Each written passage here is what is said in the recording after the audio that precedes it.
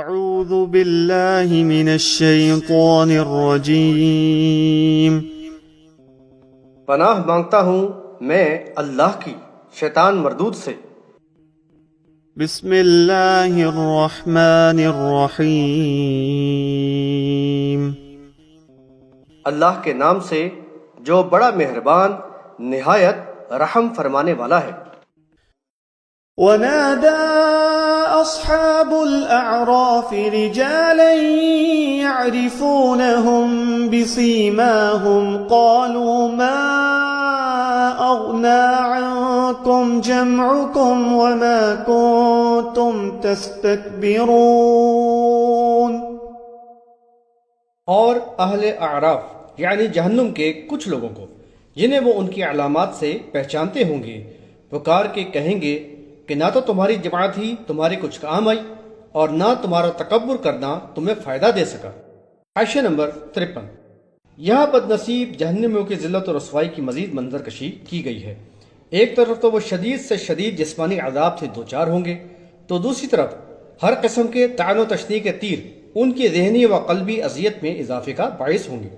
دنیا کی چند روزہ زندگی میں مال و ثروت یا علم و فضل اور ذہانت و فراست دے کر ان کو آزمائش میں ڈالا گیا، تو بجائے اس کے کہ ان میں انکساری و فروتنی کے ساتھ اللہ کی شکر گزاری کا جذبہ ابھرتا جس سے ان کی آخرت بنتی، ان میں خود ستائی اور احساس برتری کے مذموم خصائل پیدا ہو گئے۔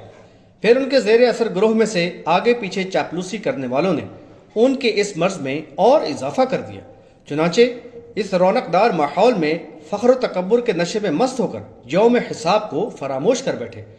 اب اہل اعراف ان کی علامتوں سے پہچانتے ہوئے ان پر تعین کریں گے اور ماضی کی وہ باتیں یاد دلاتے ہوئے کہیں گے کہ دیکھو، نہ تو تمہاری جمعیت جس پر تمہیں بڑا ناز تھا اس بد انجامی سے بچانے میں تمہارے کام آئی، اور نہ ہی تمہارے متکبرانہ رویے سے تمہیں کچھ فائدہ حاصل ہوا، بلکہ ان عوامل نے تو تمہاری خودسری میں اضافہ ہی کیا، اور تمہاری آخرت و یوم حساب سے غفلت نے تمہیں اس انجام تک پہنچا دیا۔ أهؤلاء الذين أقسمتم لا ينالهم الله برحمة ادخلوا الجنة لا خوف عليكم ولا أنتم تحزنون۔ کیا یہ یعنی اہل جنت وہی لوگ ہیں جن کے بارے میں تم قسمیں کھا کر کہتے تھے کہ اللہ انہیں کبھی رحمت سے نہ نوازے گا؟ یعنی آج تو ان سے کہا گیا کہ جنت میں داخل ہو جاؤ، تمہیں نہ تو کوئی خوف ہوگا اور نہ تم غمگین ہوگے۔ حاشیہ نمبر 54۔ مزید طنز کرتے ہوئے اصحاب الاعراف جہنمی لوگوں سے کہیں گے کہ دیکھو، یہ وہی اہل ایمان تو ہیں جن کو تم دنیا میں حقارت کی نظر سے دیکھتے تھے اور اپنے زعم باطل میں قسمیں کھا کھا کر کہتے تھے کہ یہ ہرگز اللہ کی رحمت سے نہ نوازے جائیں گے، کیونکہ اگر یہ اللہ کے محبوب اور پسندیدہ لوگ ہوتے تو یوں مسکین، نادار اور بدحال نہ ہوتے۔ اللہ تو ہم سے خوش ہے، اس لیے یہاں بھی ہم خوشحال ہیں اور آخرت میں بھی اللہ کی عنایات سے نوازے جائیں گے۔ لیکن تمہاری توقعات کے برعکس آج تو انہی کے لیے اللہ کا حکم ہو گیا ہے کہ جنت میں داخل ہو جاؤ۔ اب ان کے لیے نہ کچھ خوف و خطر ہے اور نہ رنج و غم۔ اس طرح جہنم پر واضح کر دیا جائے گا کہ ان کی بے بنیاد خوش فہمیاں کس قدر حماقت پر مبنی تھیں، جنہوں نے حقائق سے صرف نظر کر کے اپنے آپ کو دائمی خسارے کے گڑھے میں گرا دیا۔ ونادى أصحاب النار أصحاب الجنة أن أفيضوا علينا من الماء أو مما رزقكم الله قالوا إن الله حرمهما على الكافرين۔ اہل جہنم اہل جنت کو پکار کر التجا کریں گے کہ ہم پر کچھ پانی بہا دو، جو رزق اللہ نے تمہیں دیا ہے اس میں سے کچھ دے دو۔ وہ کہیں گے کہ اللہ نے یہ دونوں چیزیں کافروں پر حرام قرار دے دی ہیں۔ حاشیہ نمبر 55۔ بدبخت جہنمی بھکاریوں کی طرح اہل جنت سے التجا کریں گے کہ ہم پر کچھ پانی بہا دو جس سے آگ کی شدت میں کچھ کمی ہو جائے، یا کھانے پینے کی چیزوں میں سے کچھ ہمیں دے دو، لیکن حقارت کے ساتھ دھتکارے جائیں گے اور ان کو بتایا جائے گا کہ اللہ نے یہ چیزیں کافروں کے لیے حرام کر دی ہیں۔ اس سے پہلے یہ بات آ چکی ہے کہ دنیا میں تو اللہ کی نعمتوں سے سب کو ہی حصہ مل رہا ہے، لیکن آخرت دار الجزا ہے، جہاں یہ نعمتیں صرف اور صرف مومنوں ہی کے لیے ہوں گی۔ بحوالہ سورۃ الاعراف آیت نمبر 32۔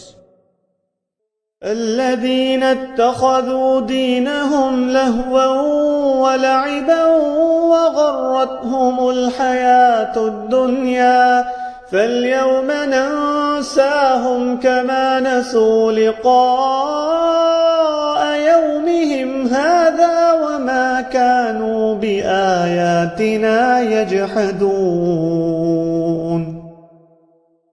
جنہوں نے اپنے دین کو کھیل اور تماشا بنا لیا تھا اور جنہیں دنیا کی زندگی نے دھوکے میں ڈال رکھا تھا، یعنی اللہ کا فرمان ہوگا آج ہم بھی انہیں بھلا دیں گے جیسے انہوں نے اس دن کی ملاقات کو بھلا رکھا تھا اور ہماری آیات کا انکار کرتے تھے۔ حاشیہ نمبر 56۔ دنیا کی لذتوں اور دل فریبیوں میں غرق ہو کر یہ دنیا دار اللہ کی یاد سے غافل ہو گئے، یہاں تک کہ اللہ کی آیات کے انکاری ہو کر انہوں نے خود کو اپنے دشمن شیطان کے حوالے کر دیا، جس نے ان کو راہ حق سے بھٹکایا اور بد اعمالیوں کو خوشنما بنا کر دکھایا۔ راہ راست سے دور ہو کر یہ رسومات، خرافات اور لغویات ہی میں گم ہو کر رہ گئے اور دنیا کی زندگی کو کھیل تماشا بنا کر رکھ دیا۔ ان کی شادی کی تقریبات ہوں یا میت کے معاملات، سب ہی اللہ کی نافرمانی پر مبنی رسومات و خرافات کے رنگ میں رنگ گئے۔ ان کی زندگی کا مقصد صرف اتنا ہی رہ گیا کہ حرام و حلال سے بے پرواہ ہو کر مال جمع کریں اور داد عیش دیں اور چلے جائیں۔ گویا ان کا نظریہ یہی ہوتا ہے کہ صرف یہ دنیا کی زندگی ہی ہماری زندگی ہے، ہم دوبارہ نہ اٹھائے جائیں گے۔ بحوالہ سورۃ الانعام آیت نمبر 29۔